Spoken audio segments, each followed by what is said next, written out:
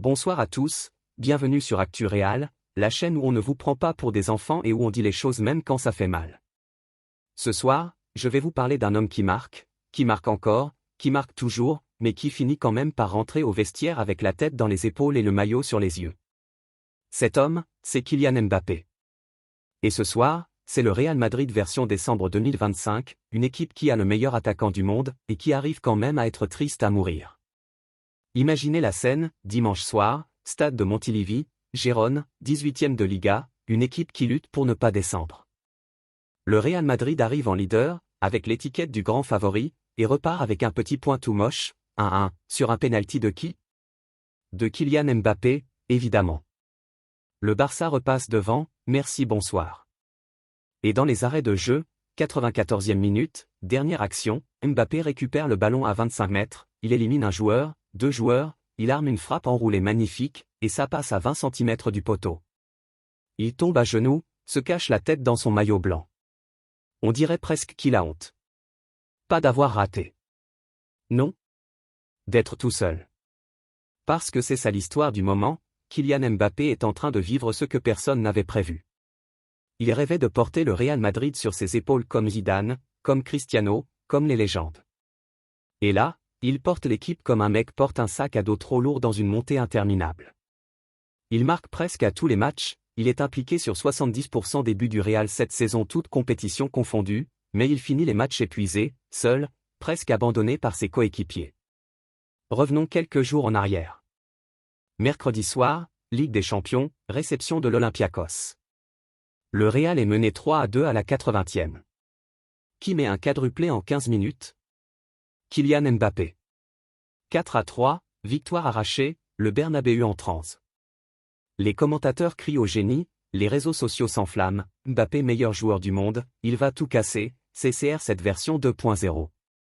Et 4 jours plus tard, il se retrouve à courir après un ballon dans le vent catalan pendant que ses coéquipiers marchent au ralenti contre la 18e de Liga. Alors oui, on va faire le tour complet de ce qui ne va pas, parce que ce n'allons pas se mentir, ce Real Madrid l'a fait peur. Vraiment peur. D'abord, il y a le cas Vinicius. L'an dernier, il était ballon d'or dans l'âme pour beaucoup. Cette saison, 4 buts toutes compétitions confondues en décembre. 4. Il court, il dribble, il tombe, il râle, il prend des jaunes bêtes, et surtout il ne marque plus. Pire, il ne fait plus marquer. On dirait qu'il joue pour lui tout seul. Et quand Mbappé est à gauche, Vinicius veut absolument prouver qu'il est toujours le patron. Résultat? 2 stars qui se marchent dessus, et personne au milieu pour faire le lien. Ensuite, il y a Rodrigo. Le pauvre. Il a été décalé à droite pour faire de la place à Mbappé. Il court, il défend, il revient aider, mais offensivement. Fantôme. 3 buts cette saison. Il a l'air perdu.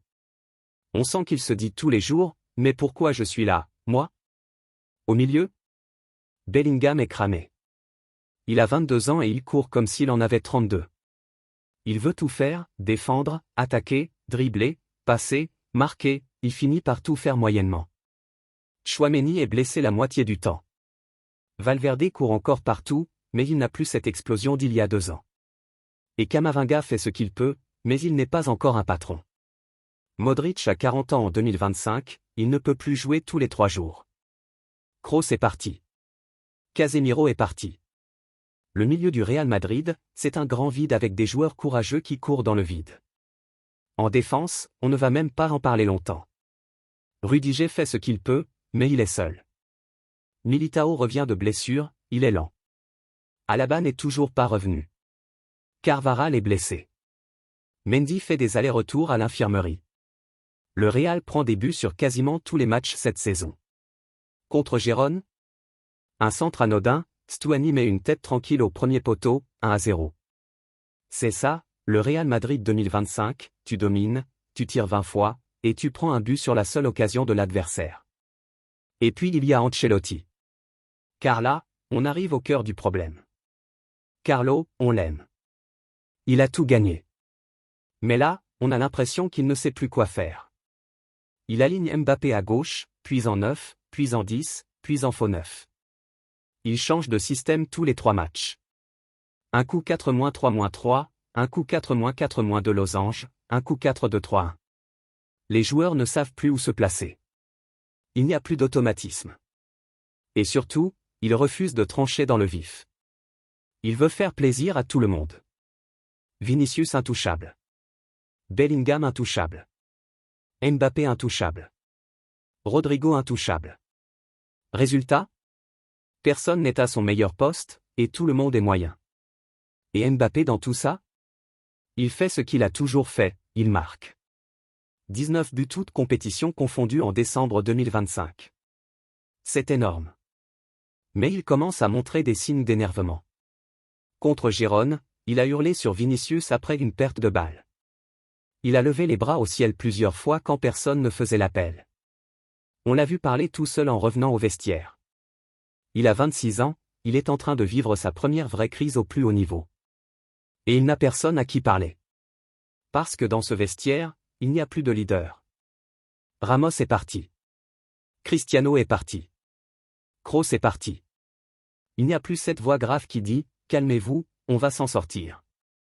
Alors oui, Mbappé est encore buteur. Mais il est seul.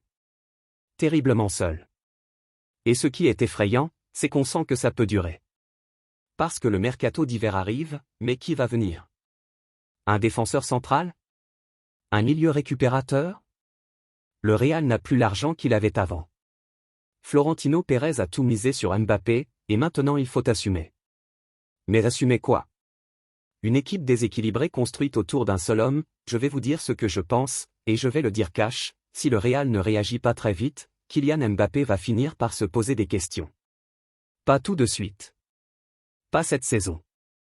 Mais dans 1 an, dans 2 ans, quand il verra que le club n'arrive pas à construire autour de lui, quand il verra que chaque match est une souffrance malgré ses 30 à 40 buts par saison, il risque de se dire « Est-ce que j'ai fait le bon choix ?»